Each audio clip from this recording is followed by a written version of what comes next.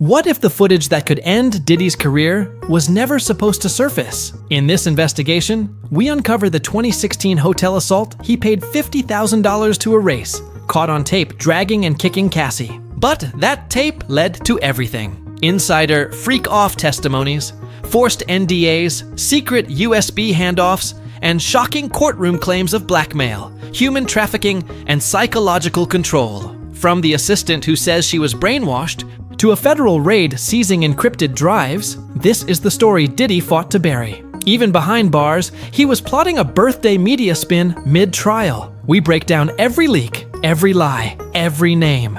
This isn't just scandal, it's the unraveling of a music empire, and it's far from over. The hotel footage that Diddy tried to bury. It started with a hallway.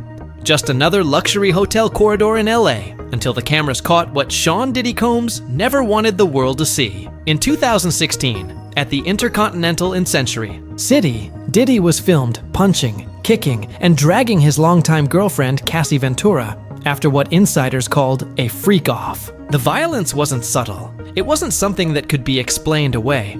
It was the kind of footage that ends careers, and Diddy knew it. Security guard Eddie Garcia was on shift that night. According to his bombshell testimony, Diddy personally begged for the footage. "This could ruin me," he allegedly said. He didn't just want it erased, he wanted every single copy destroyed. No cloud backups, no witnesses, no leaks. His team paid $50,000 for the footage. Garcia handed it off on a USB stick. And before he left, Diddy made him sign an NDA threatening a $1 million penalty if he ever talked. Garcia didn't read it. He just wanted out. But here's the thing. Secrets like this don't stay buried forever. And once this tape resurfaced, it was only the beginning, because what came next made that hallway look tame. The hotel footage was disturbing, but it opened the door to something even more twisted. Something prosecutors say Diddy carefully orchestrated for years behind closed doors. The so-called freak-offs. According to court testimony, these weren't wild parties.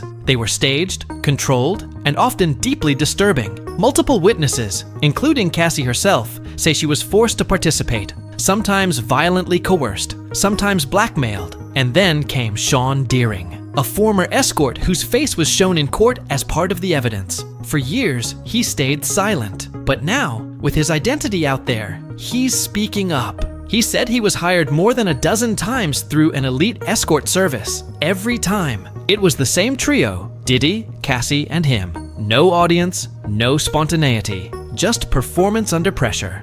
Deering never saw Diddy hit her, but he didn't have to. He described Cassie as robotic, saying her eyes would go blank the second Diddy left the room. At one point, she whispered she couldn't speak until he gets back. She was like a drone, he said. It was like the spirit left her body. And just when you think it couldn't get darker, someone from inside Diddy's own camp broke their silence too. Her name in court was Mia, not her real name, because even now she's afraid of what might happen if people knew. Mia was Diddy's personal assistant for nearly a decade. From the outside, it looked like a dream job. Luxury jets, celebrity events, private mansions. But inside, she says, it was something else entirely. On the stand, Mia didn't hold back. She described years of being emotionally manipulated, threatened, and was abused inappropriately by the man she once called her boss. And at one point, her protector. "I was terrified," she said.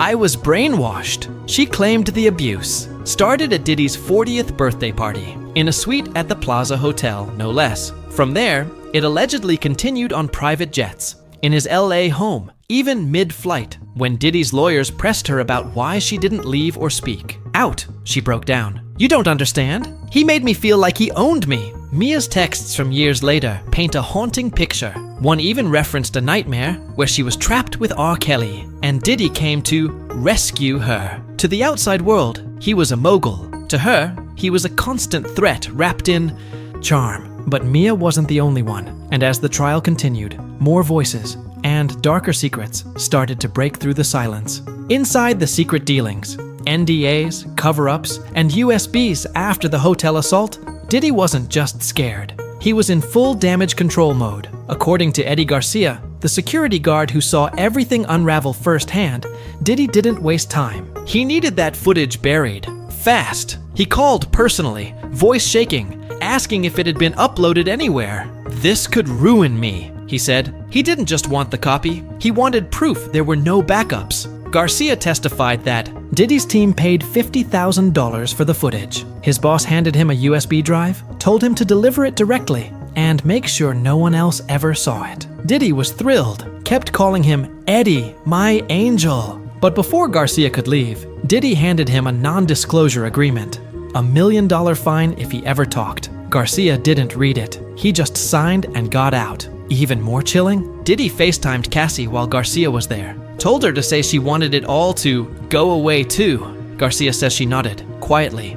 He didn't just want to erase the footage. He wanted to erase the moment. But secrets like that don't stay. Hidden forever. And if Diddy thought that was the end of it, he was wrong, because what prosecutors uncovered next would blow the story wide open. By 2024, whispers had turned into full-blown investigations. And then came the raid. Federal agents stormed Diddy's massive Star Island estate in Miami. The photos from that day? Straight out of a crime drama. Illegal weapons, controlled substances, hard drives, and encrypted phones.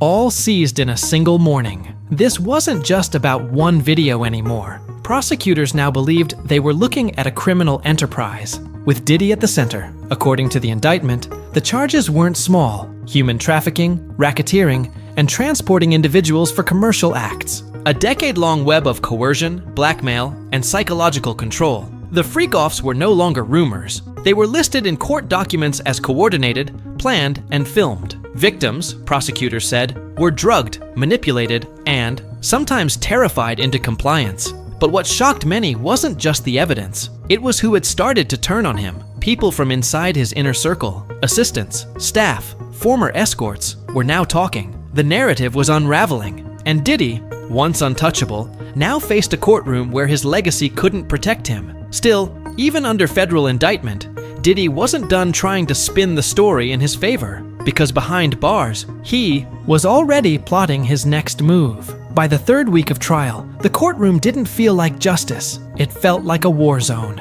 On June 3rd, before the jury even entered, a woman stood up and screamed at Diddy across the room. "People are laughing at you," she shouted. "This isn't a game!" Security dragged her out, but it was just the beginning. Another man had been secretly live streaming from inside the courthouse, exposing the real name of Mia, Diddy's former assistant, who testified under a pseudonym for her own safety. The judge had him banned on the spot. Meanwhile, the testimony only got more explosive. Mia told the court she witnessed Diddy gripping Cassie's arm so hard during a movie. Premiered in France that his nails left marks. Other celebrities were name-dropped. Britney Spears, Michael B. Jordan, and more, raising eyebrows about how deep the connections ran. And then, jurors were shown texts from Mia comparing Diddy to R. Kelly. In one, she said she had a nightmare, trapped in an elevator with R. Kelly, only to be rescued by Diddy. "He used to be my protector," she said. Outside the courtroom,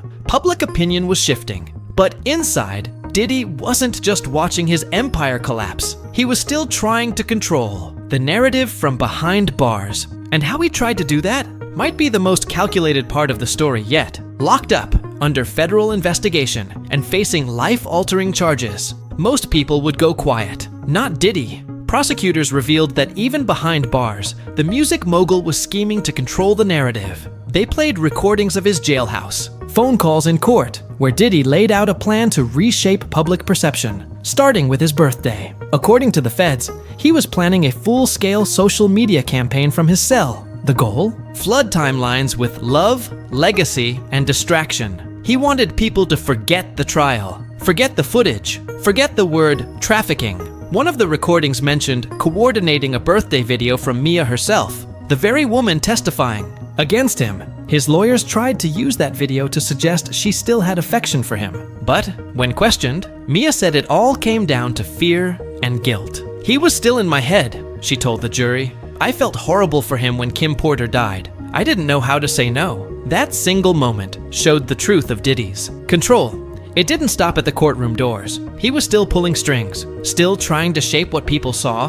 But this time, the mask was slipping, and the jury was watching every move. For decades, Sean "Diddy" Combs was more than terminal by a celebrity. He was a movement. He shaped culture, built stars, dominated music, fashion, and media. From Bad Boy Records to K-Rock, he didn't just win, he rewrote the rules. But behind the success, prosecutors say, was something far more sinister. They allege Diddy ran a criminal operation masked by glitz and fame, a web of manipulation, violence, and exploitation that spanned over 20 years. Cassie's silent stares, Mia's tears on the stand, the hush money, the wiped servers, the hand-picked escorts, all pointing to one man at the center. Federal prosecutors didn't just charge Diddy with crimes. They used RICO, the same legal hammer once reserved for mob bosses. That charge alone says one thing: this wasn't random. This was organized. And the most chilling part? It all stayed hidden for years,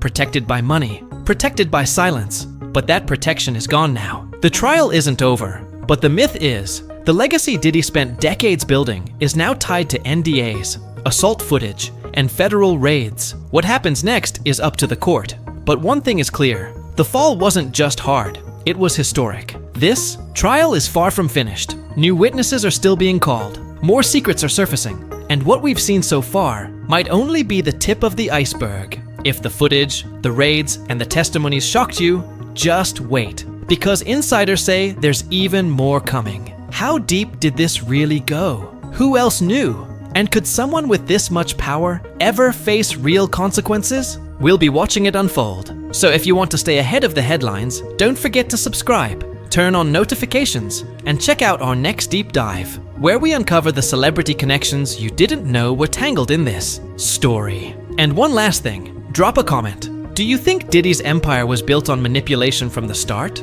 Or did power twist something that used to be real?